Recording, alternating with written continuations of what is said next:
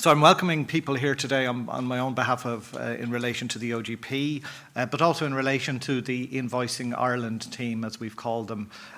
We've put a brand around all this to give it a bit of an identity, and that's working very well in terms of gaining traction and understanding across the entire public service. I know that team, in conjunction with our colleagues who are here from Europe today, we're very keen to organise an information and interactive workshop on the implications and opportunities presented by the European directive. As Declan said, a lot of this is around reform, and the OGP is part of the much-loved Department of Public Expenditure and Reform. So a huge amount of our focus as a department is to change the way business is done across the public service, because particularly as we emerge from an economic crisis, simply going back to where we were would be the wrong answer. So grabbing reform initiatives, making them real, and helping them transform the public service should be what we're about. Understanding and knowledge is often improved by looking at and sharing the experiences of others, and it's something I think we're particularly good at in Ireland. In that context, and particularly in relation to e-invoicing, we've much to learn about what happens across Europe and the experiences of other countries where e-invoicing has reached greater levels of maturity.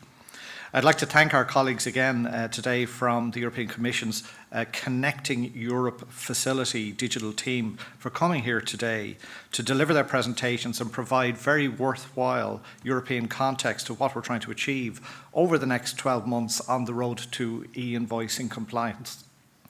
For those of you who aren't aware of the Connecting Europe facility, it really trips off the tongue, that one, CEF is what we call it, and CEF Digital.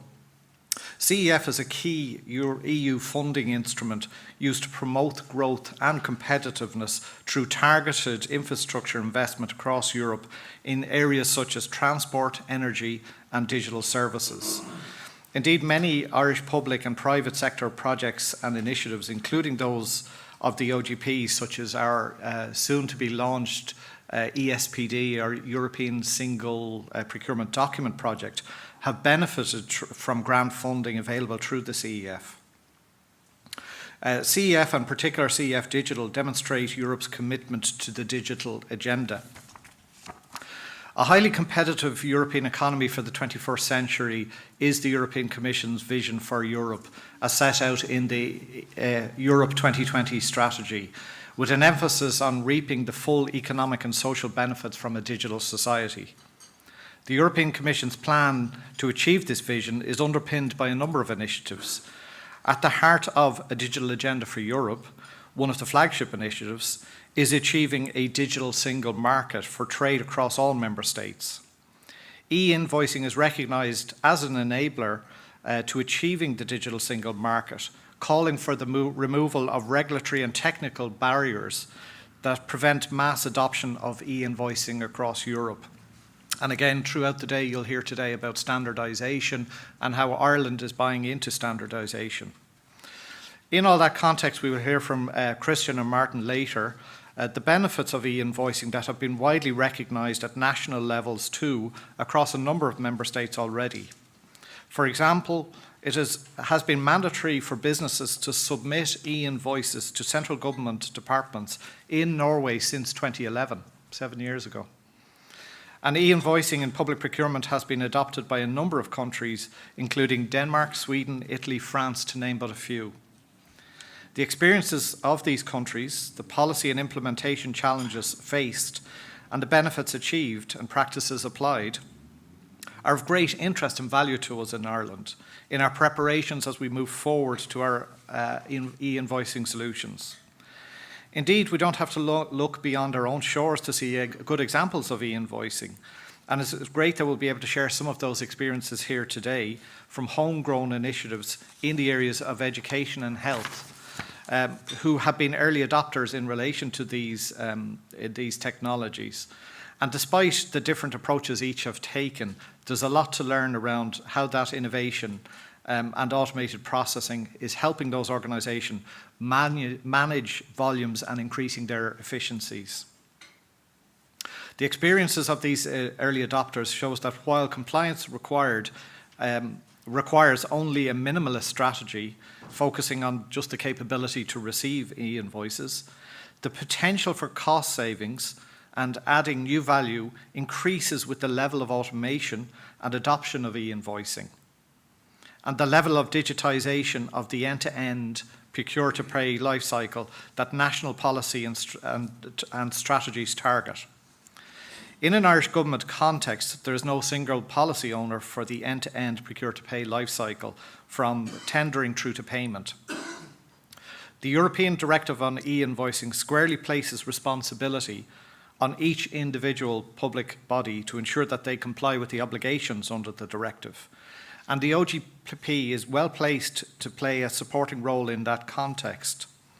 Although e-invoicing is aligned to a number of objectives and policy work across various areas of government, it was agreed that e-invoicing, certainly for the implementation stage, would be based with us in the OGP.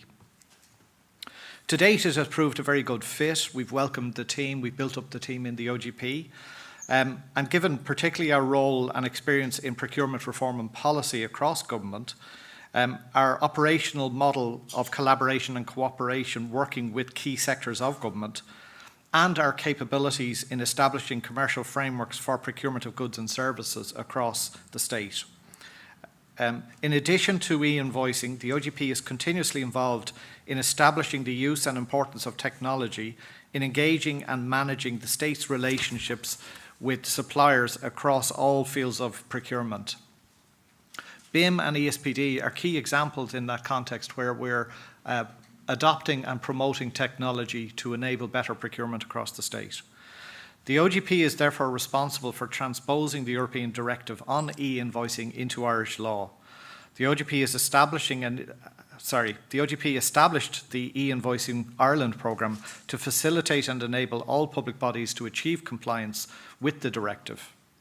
The programme is tasked with establishing a set of commercially available e-invoicing solutions through an OGP framework, which we're in the process of developing. This will enable public bodies to achieve access to compliance, but also to develop a broader set of benefits as well. In addition to this, communicating the obligations of the directive and the national approach to achieving compliance is a substantial part of the programme's work. Building awareness and understanding across all public bodies, suppliers, service providers, and indeed within the political system is essential to it establishing a national standards-based e-invoicing strategy. The e-invoicing team have been working closely with representatives from the main sectors, are engaged with supplier and SME representative bodies, and have sought the views of the market of e-invoicing providers and the general public, while also looking to learn from the experience of our European counterparts. This has helped us understand and meet the potential challenges that exist in terms of understanding the specific needs of some groups, while ensuring that no businesses, especially SMEs, are left behind in this move and in specialist areas of concern such as audit and the protection of data. Support and commitment for the e-invoicing programme and the national strategy was formalised in November last year when our Minister, Paschal Donoghue, with the support of our Minister of State, Patrick O'Donovan, advised his colleagues in government of the approach we are taking in relation to e-invoicing and the directive. And in Ireland this year, our Minister of State, Patrick O'Donovan, announced Ireland's membership of Open PEPAL, which is a key part of the national strategy to establish standards-based e-invoicing in the public sector. These events demonstrate the government's commitment to using technology to the benefit of government, business, and ultimately all the taxpayers. When all is said and done, the e-invoicing directive is aligned with European and national e-government strategies, and it creates an impetus in all member states to take a step in a consistent way towards end-to-end cross-border e-procurement. Ireland's public sector is at the start of the e-invoicing journey. However, in time, e-invoicing will facilitate businesses and public bodies in reducing their costs, increasing transparency, and moving into the digital economy. It's good for Europe and it's good for Ireland. This morning's event promises to be a great opportunity for getting up to speed, sharing real-world experiences and accessing technical know-how. I hope it helps all of you understand what it means for your organisation and provides a glimpse at the possible outcomes that can be achieved. I encourage you to make the most of this morning and engage with the team so that the information sharing and support started here can continue as we work together in the transition to the public sector adoption of e-invoicing. Thanks very much for your time.